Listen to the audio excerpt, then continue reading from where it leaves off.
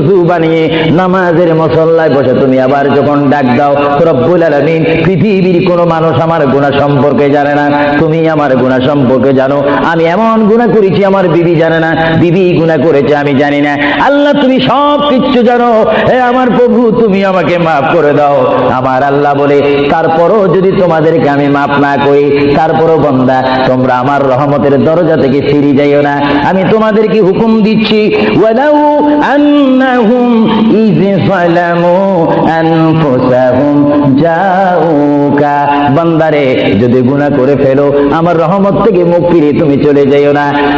বান্দা, আকাশ পরিমাণ যদি গুনাহ করো, পাতাল পরিমাণ যদি গুনাহ করো, সাগরের পানি পরিমাণ যদি গুনাহ করো, পাহাড় তুলনায় যদি তুমি গুনাহ করো, আমার দরবার থেকে তুমি নিরাশ হইও না।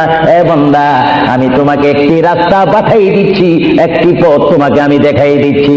সেই পথটি কোন পথ তোমরা জানো? ওয়ালাউ আন্নাহুম ইয যালামু আনফুসাহুম জাউকা, বান্দারে যখন তোমরা বরবাদ হয়ে যাবে তখন তোমাদেরকে একটা পথ আমি তোমাদেরকে দেখাই দিলাম। সেই পথটির নাম হচ্ছে আমার রাসূলের মদিনা। জুড়ে বলেন সুবহানাল্লাহ। আমার নবীর দরবারে গিয়ে কেঁদে কেঁদে তোমরা বলো, ইয়া রাসূলুল্লাহ, ইয়া হাবিবাল্লাহ, আয়া আকা ইয়া রাসূলুল্লাহ। আল্লাহ কোরআনে বলেছে, ওয়ালাউ আন্নাহুম ইয যালামু আনফুসাহুম জাউকা ফাস্তাগফিরুল্লাহ ওয়াস্তাগফার লাহুমুর রাসূল। আল্লাহ বলেছে, হে বান্দা তোমরা ডানে না গিয়ে, বামে না গিয়ে, পিছে না গিয়ে তোমরা সরাসরি আমার নবীর কদমে চলে যাও। আমার নবীর কদমে গিয়ে আমি আল্লাহর দরবারে তোমরা তওবা করো। তওবা করতে করতে তোমাদের